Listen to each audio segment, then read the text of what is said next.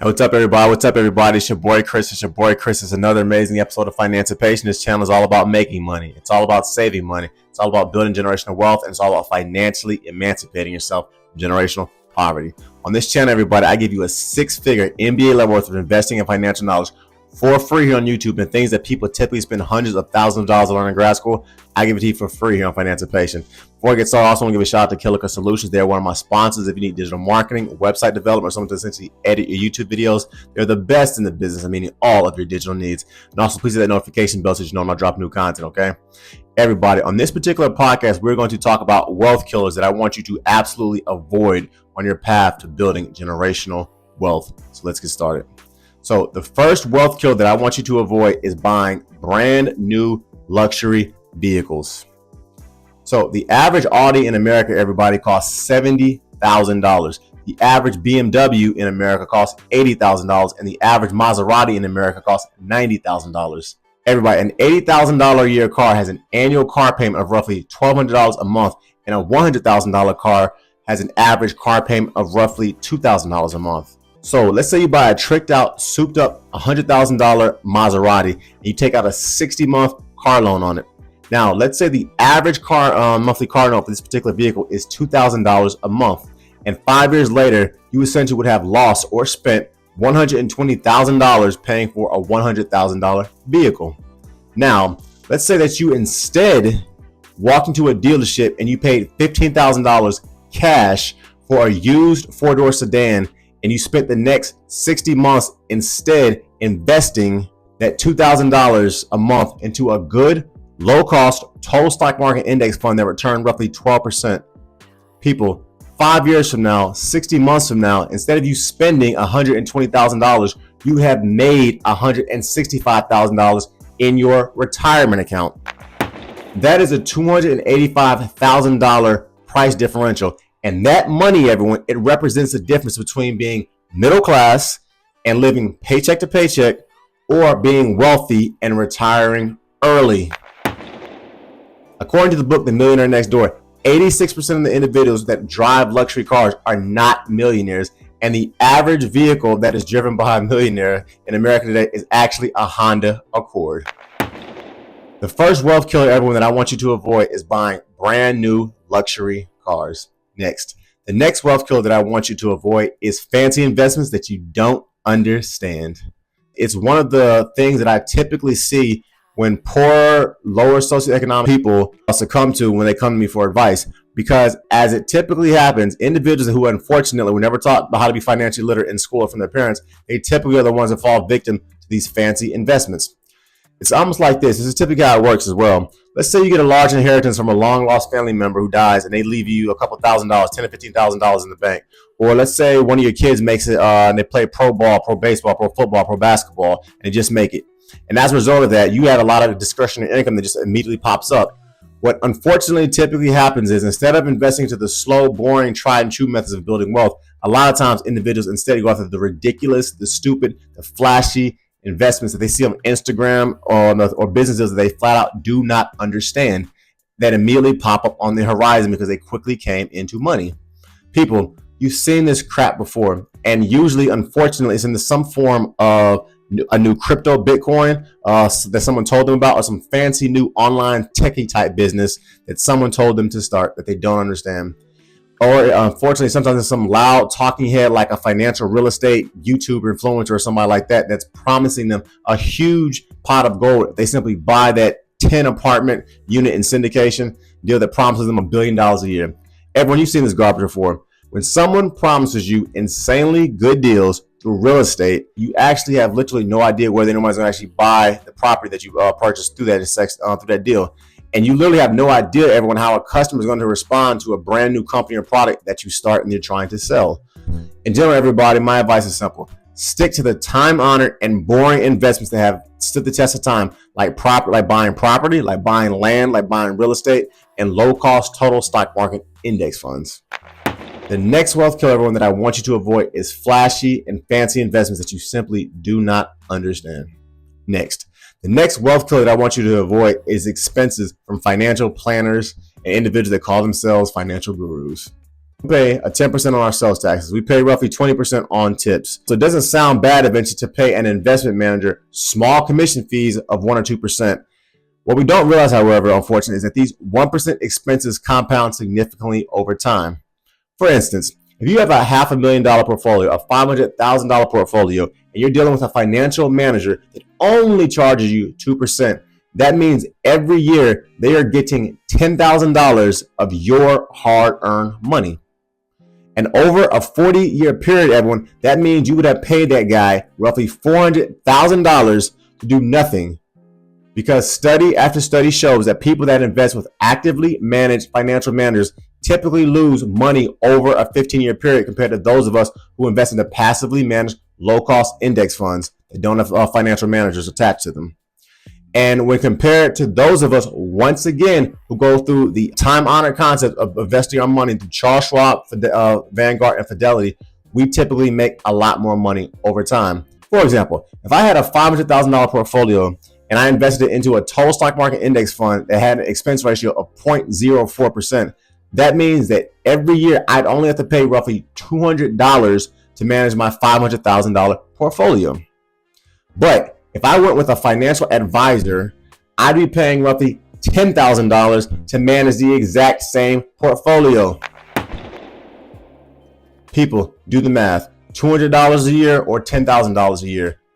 You are literally saving almost $10,000 a year by investing on your own into index funds.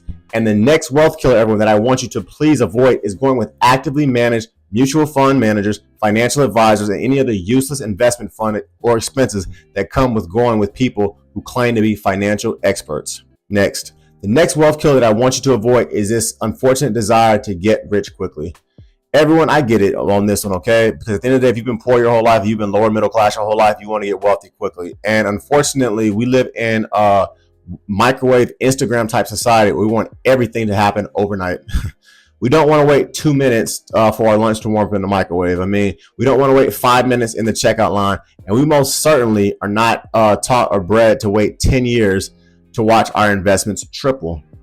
As a result, we unfortunately cost ourselves hundreds of thousands and possibly millions of dollars over time by going into extremely sketchy but extremely flashy get-rich-quick schemes. We get greedy investing into complicated products that, once again, as I stated earlier, we just flat out simply do not understand. Or we take a lot of credit and risk borrowing and over leveraging on properties and businesses that, once again, that we don't understand, with the hopes that we're going to eventually strike it rich. In general, everyone, just as I stated earlier, the proven path to building generational wealth is to cut your spending, increase your income, and invest the majority of your income into wealth building assets like real estate, like property, and like the stock market. The next wealth killer that I want you to avoid is trying to get rich too quickly. Before I go any further, please hit the notification bell so you know when I drop new content, as I thoroughly enjoy giving you an MBA level worth of investing and financial knowledge for free here on YouTube. Next, the next wealth killer that I want you to avoid is credit card debt and any high interest debt in general. So the average credit card in America, everyone, has an interest rate of 25%.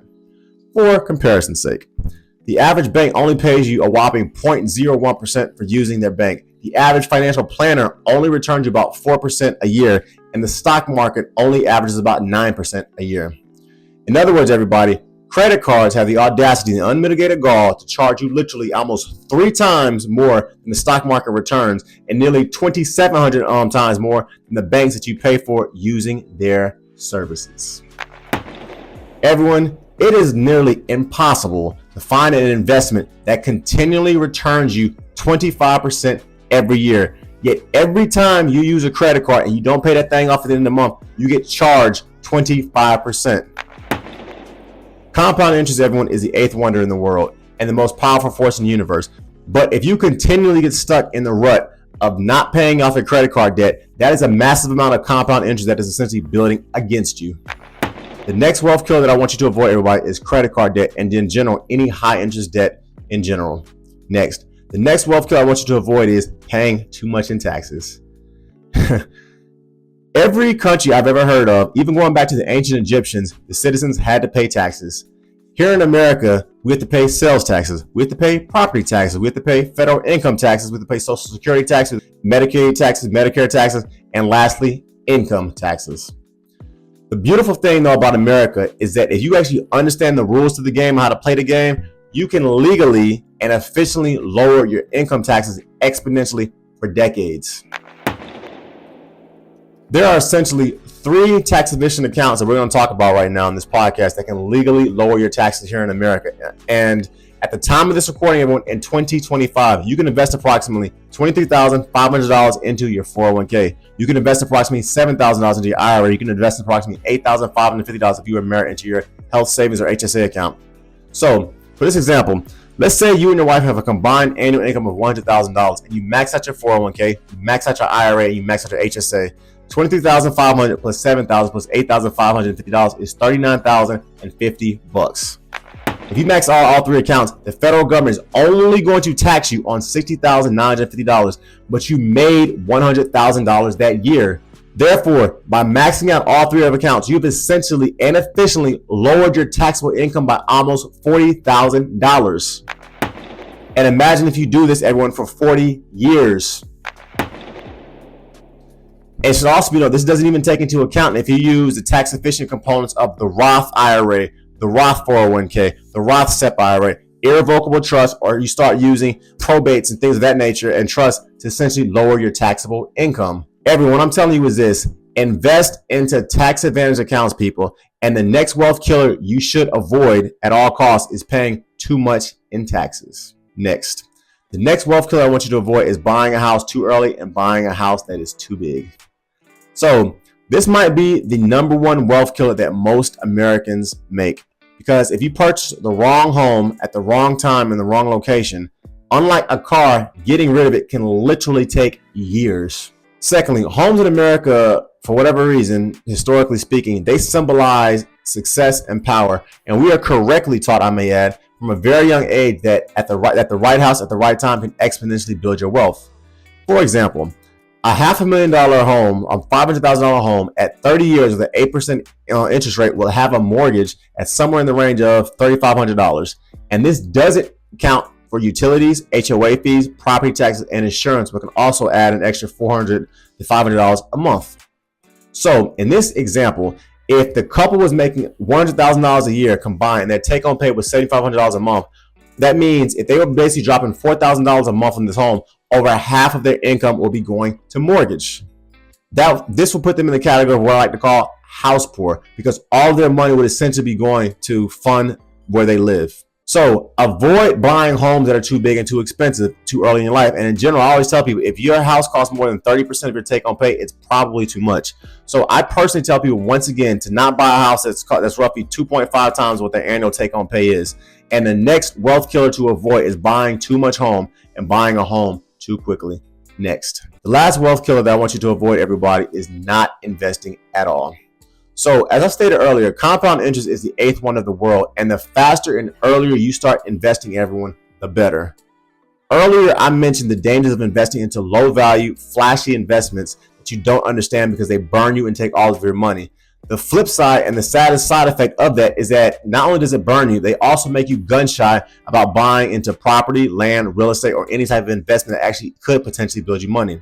And we've all met folks, everyone, who tell us not to invest into the stock market because they invested a lot of their money into some stock they did not understand and lost all their money decades ago. And now they don't want you to, now that they're telling you and all their family members to not invest in the stock market. And we've all met that guy who unfortunately liquidated their 401k so they could buy some kind of flashy real estate deal they went broke on, and it cost them all their retirement savings. Now tell everyone don't basically to invest into any form of real estate. People, please do not swing to the other extreme where you simply refuse to invest in anything. You start throwing all of your money into a brick and mortar bank account, because people, not investing into stocks, not investing into land, or not investing into real estate and leaving your money in a bank is an absolutely horrible idea for you financially, as the cost of inflation every year on average goes up about 3% every year.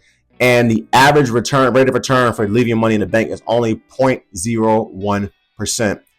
In other words, everybody, if you were only making 0.01% on your money leaving the bank, but inflation is robbing you of 3%, that means every year you are losing over 35% of the money that you leave into the bank.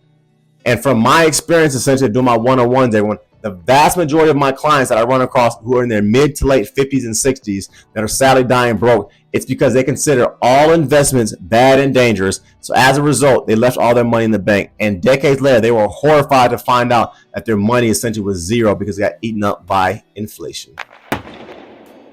My advice, everyone, is simple. Once again, invest your money into good, low-cost, total stock market index funds, property, land, or real estate.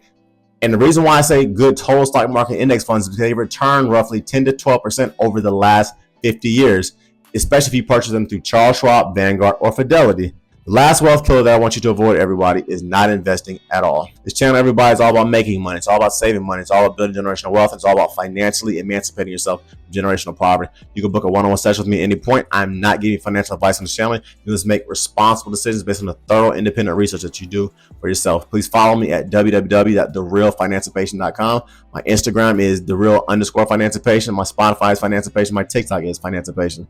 My Facebook page is Financipation as well. And check out my financial blog, Financipation, too. And check out some of my digital, my e-products as well. And hit the notification bell so that you know when I drop new content on a weekly basis, okay? And please like, please comment, please share, please subscribe. It's your boy Chris. I'm out. Peace.